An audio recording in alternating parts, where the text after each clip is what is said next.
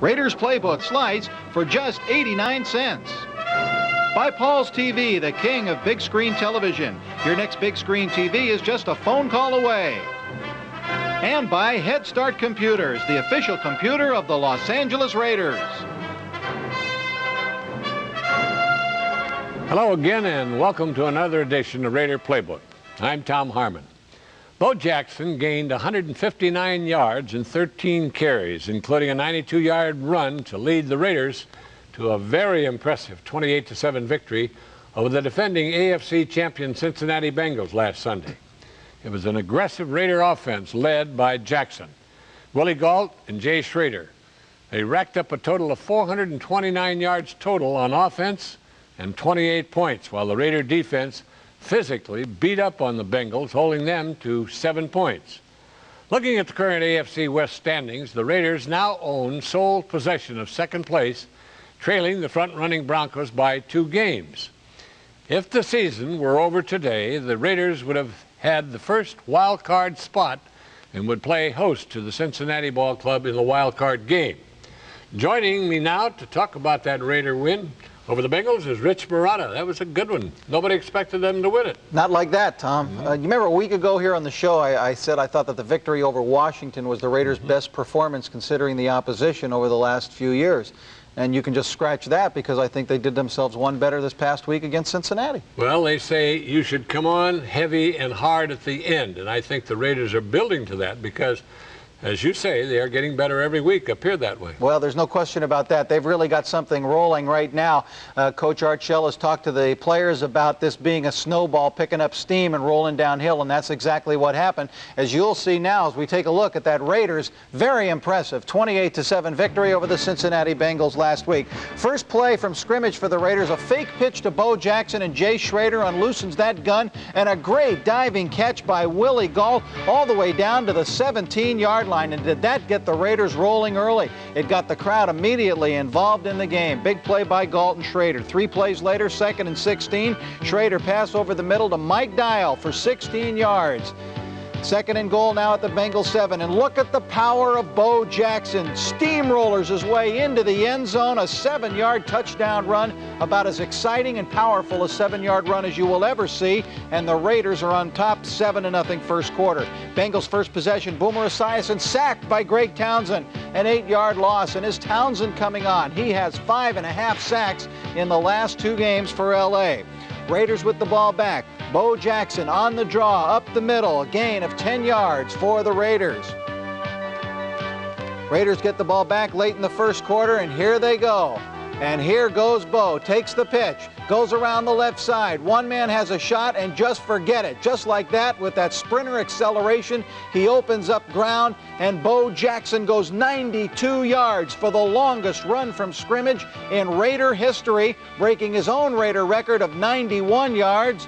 Set 2 years ago in that memorable game against the Seattle Seahawks, and the Raiders up 14-0 after Bo does it. Crowd just going wild over the tremendous moves of Bo Jackson. First play of the second quarter, and immediately the Raider defense forces a fumble, and it's recovered by Mike Harden. And the Raiders back in business again as they force another turnover. Here's Eric Wilhelm. A pass left after the Raiders couldn't do anything, intended for Eddie Brown, intercepted by Terry McDaniel, his 2nd interception of the season. Raiders take over. Bo Jackson up the middle, short gain for Bo. 3 yards. 2nd and 8 now at the Bengal 25. Schroeder passes to Vance Mueller. He's got it, takes it the rest of the way, gets that ball inbounds as he crosses the pylon. It's a touchdown for the Raiders as it stands after review. They lead it 21-0. Bengals have this punt blocked now by Emmanuel King, recovered by Dan Land. The Raiders back in business again. Raiders wouldn't get any points out of the blocked punt, however, and on the last play of the first half, Jim Breach, who hadn't missed this year in 8 field goal attempts, misses that one, and Sam White runs off the field. His Bengals trailing 21-0. Bengals open up the second half with the ball. Wilhelm passes deep down the left sideline. Eddie Brown has that one, and he has a pickup of 41 yards on the play and hope for the Bengals, but they've lost too many players. Cincinnati now faced with 4th and 5. Wilhelm's pass past the outstretched reach of McGee, incomplete. The Raiders take over on downs. Here's Schrader under a heavy rush. Somehow manages to dump the pass off to Vance Mueller. And look at Vance run after he catches the football. Here's some talent, and they're utilizing Mueller to good advantage in this role this year, especially in third down situations. Great run by Mueller down the left sideline, big yardage on the play after Schrader did a nice job of just barely getting that ball off before he was sacked and getting it into the hands of Mueller. Raiders drive stalls out, however. The Bengals take over after a punt. Eric Wilhelm, back to pass, rolls right. Here comes Greg Townsend. He's got him again. Another sack for Townsend. Raiders with the ball, late third quarter. Schrader passes to Gault at the Cincinnati 40. He cuts toward the other side of the field, gets a tremendous block from Mervyn Fernandez. He blasts the man out of the way, and Willie Gault goes 84 yards for a touchdown for the Raiders. And the Raiders are in front, unbelievably, 28-0 over Cincinnati. Fourth quarter, Wilhelm passes into the left corner of the end zone to McGee for a 34-yard touchdown pass. The Bengals drove 78 yards in 9 plays to get on the scoreboard. They still trailed, however, at this point by a score of 28-7. Raiders ball now 3rd and 6. Schrader pass over the middle, intended for Mervyn Fernandez, intercepted by Louis Billups. It was a rough day for the Bengals. They had to withstand a number of injuries. 4th and goal here as they try to get back in, and here's a great defensive stand by the Raiders as Jennings tried to climb the pile but was stopped by Thomas Benson for no gain. The Raiders take over on downs. Big defensive performance by the Raiders. Late in the 4th quarter, Wilhelm scrambles forward, fumbles. Benson forces the fumble, and fittingly, after a big scramble for the ball after it comes loose, Thomas Benson recovers for the Raiders. They go on to defeat the Cincinnati Bengals by a score of 28-7, much to the chagrin of Sam Weich on the sidelines. I don't think he could believe it. I don't think, Tom, he could believe what the Raider defense, the physical pounding that you referred to earlier, did to his offense. They wiped out the whole offensive backfield before the first half was over. The quarterback, Boomer Esiason, the running back, James Brooks, and the fullback, Eric Ball. Well, that was the result of very hard hitting and good tackling, and I'm delighted to see the Raider defense do that. But I think that if you've got to give credit for that game, particularly to the offensive line, boy, I tell you, Schrader had enough time to sit back there and read a newspaper and eat an ice cream cone and throw the football. You don't unload for 70 yards unless you've got time to throw. That offensive line has come a long way since the beginning of the season, much maligned early, especially Rory Graves. I can remember when he was called for several holding calls early in the season, but he has come on. That whole offensive line has come on, and it's holding the Raiders in good stead right now. They're just meshing, like putting everything together at the right time, and it's a wonderful sight to see because the Raiders, as they say with the old cliche, they're back to playing Raider football. Well, there's no question about that, and I think the atmosphere around El Segundo continues to reflect that type of relaxed, happy, family atmosphere. It's resulting, that happy atmosphere is resulting in increased intensity on Sunday, and it's resulting in the thing that's always been so important in the Raider tradition, and that's victory. Well, that's the way it wound up as far as that ball game is concerned, but we got another very important ball game coming up.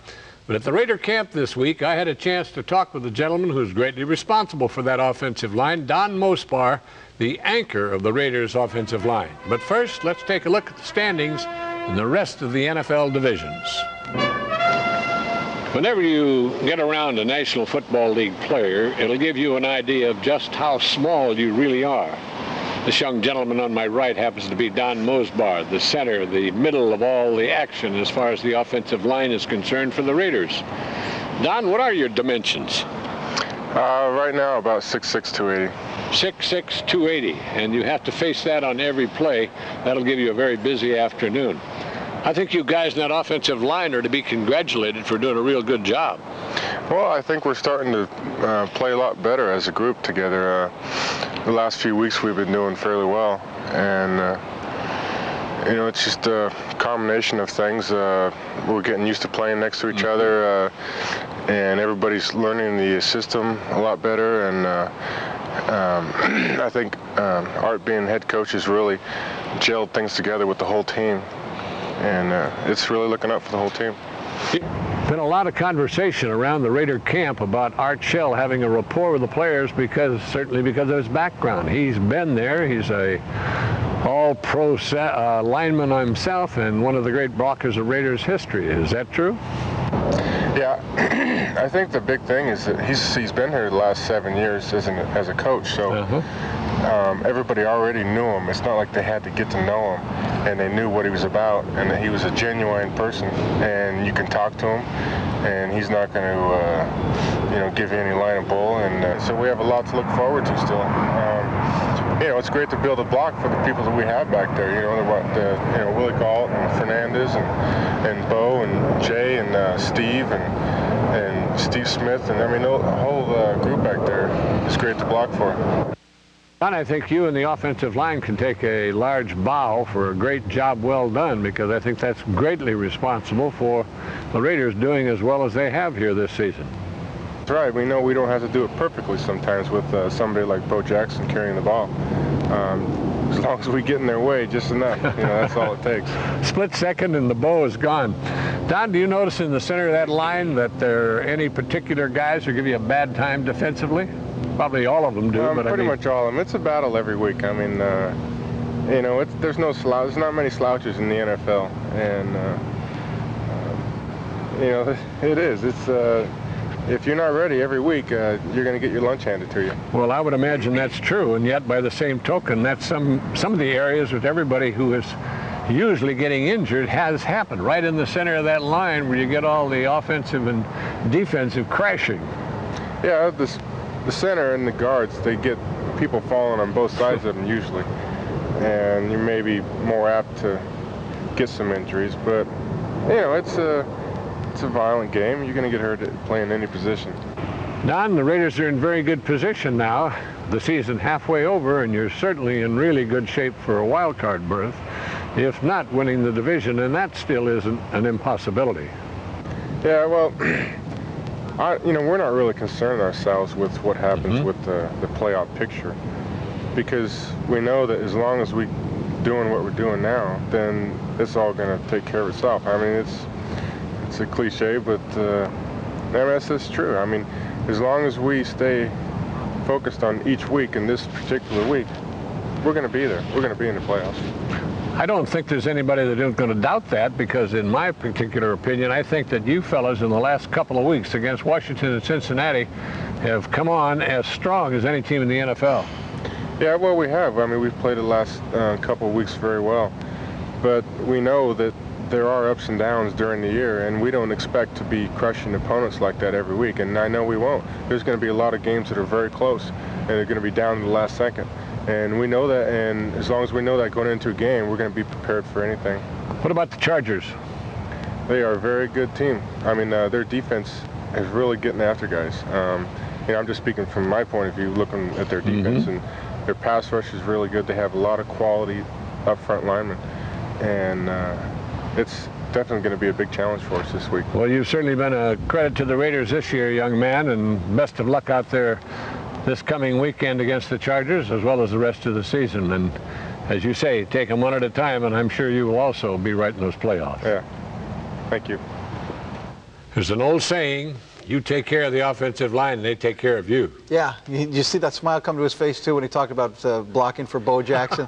I know they don't have just a little bit of a block. We'll just about do it for Bo, because he is just doing it this year. Can you believe, with those numbers, 467 yards rushing, that Bo Jackson, in only 4 games so far this season, already is 6th in the American Football Conference in rushing? He may win the conference rushing title. He's going to just absolutely destroy the idea that you need a training camp. Yeah, that's the way it looks. When we return, we'll take a closer look at the San Diego Chargers. But first, well, here's a look at how the teams stand in the AFC. It was a fine run, but boy, that's amazing. Nobody in the NFL, according to what I've heard from you and Bill King, has ever run over 90 yards in the National Football League twice. Right, and Bo's done it against Seattle, done it against Cincinnati. His career's just starting. And he isn't all finished yet, that's right. Well, you know, the Raiders have won 12 of the last 14 games against San Diego, including 3 in a row and a 40-14 shellacking of the Chargers in the season's opener. Rich, this San Diego team is a lot improved over that Charger team that we met earlier, and Could be a very dangerous football game. I think they're a very dangerous opponent because of the defense that they have. Now, you may not have thought it in that first game. The Raiders really came out, and the Chargers appeared to be a team that was in disarray. But ever since then, the Chargers, every loss that the Chargers have had has been by a touchdown or less. That was the last time, that opening game, that they were ever beaten by any type of a substantial margin. They've only been losing games by a handful of points. And this past week, they took on the Philadelphia Eagles, of course, a team that had beaten the Raiders, a team that had beaten Denver, and they beat the Philadelphia Eagles. And they did it largely with a defense that you see there. Leslie O'Neal sacking Randall Cunningham. O'Neal, by the way, had 3.5 sacks in that game and was named the AFC Defensive Player of the Week. Taking a look here at Jim McMahon as he teams up with Anthony Miller. This 69-yarder against Philadelphia was the longest San Diego pass play in 4 years. So big things starting to happen for the Chargers offensively. Here now, with time running out in the game, McMahon hit little Wayne Walker with a 49-yarder. That set up an attempt by Chris Barr to kick a winning field goal. He missed it. However, there was a false start on the play. Buddy Ryan wanted to decline it. They said, hey, you can't decline it. The play never got off. That means Chris Barr, he may have to move 5 yards back, but he's going to get another chance. And this time, Chris Barr kicked it through. 4 seconds to go, and the San Diego Chargers had upset the Philadelphia